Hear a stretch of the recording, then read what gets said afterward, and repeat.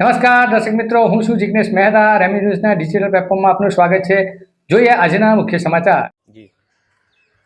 ભારતીય જનતા પાર્ટીના તમામ કાર્યકર પદ, પ્રતિષ્ઠા અને નિષ્ઠા એ હંમેશને માટે કમળ માટે રહ્યું છે.